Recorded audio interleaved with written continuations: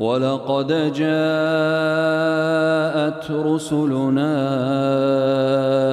إبراهيم بالبشرى قالوا سلاما قال سلام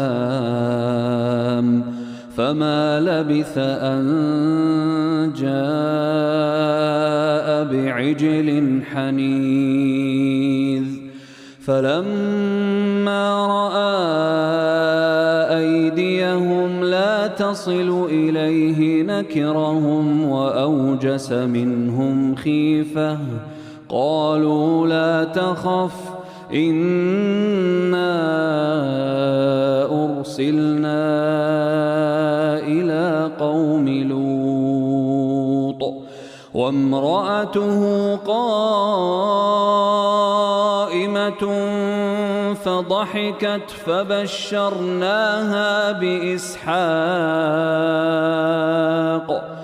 فبشرناها بإسحاق ومن وراء إسحاق يعقوب قالت يا ويلتى أألد وأنا عجوز وهذا بعلي شيخا إن هذا لشيء عجيب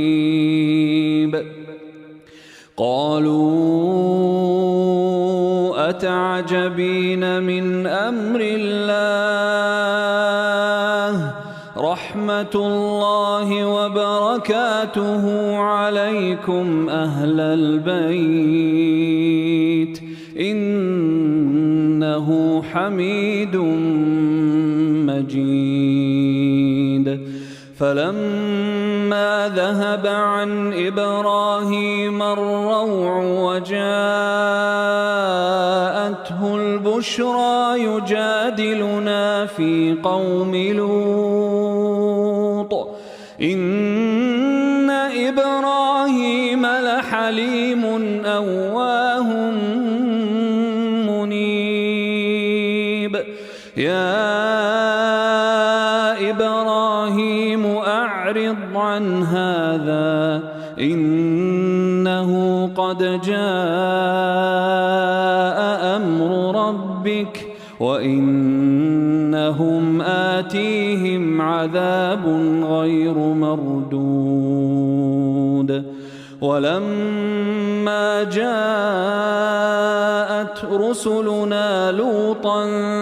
سيء بهم وضاق بهم ذرعا وقال هذا يوم عصيب وجاءه قومه يهرعون إليه ومن قبل كانوا يعملون السيئات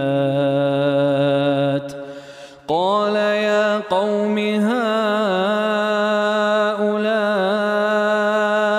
بناتي هن أطهر لكم فاتقوا الله ولا تخزون في ضيفي أليس منكم رجل رشيد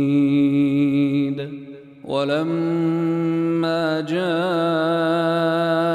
رسلنا لوطا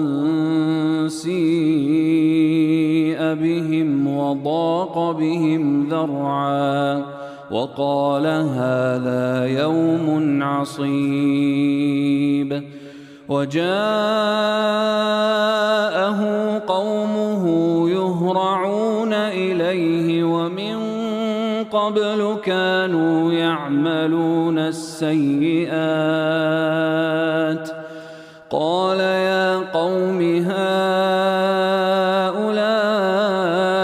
بناتي هن أطهر لكم فاتقوا الله ولا تخزون في ضيفي أليس منكم رجل رشيد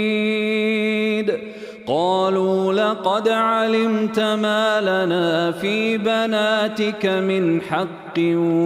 وإنك لتعلم ما نريد قال لو أن لي بكم قوة أو آوي إلى ركن شديد قالوا يا لوط إنا رسل ربك لن يصلوا إليك فأسر بأهلك بقطع من الليل ولا يلتفت منكم أحد إلا امرأتك إنه مصيبها ما أصابهم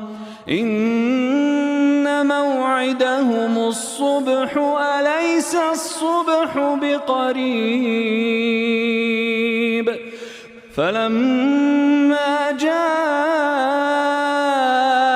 أمرنا جعلنا عاليها سافلها وأمطرنا عليها حجارة من سجيل منضود مسومة عند ربك وما هي من الظالمين ببعيد.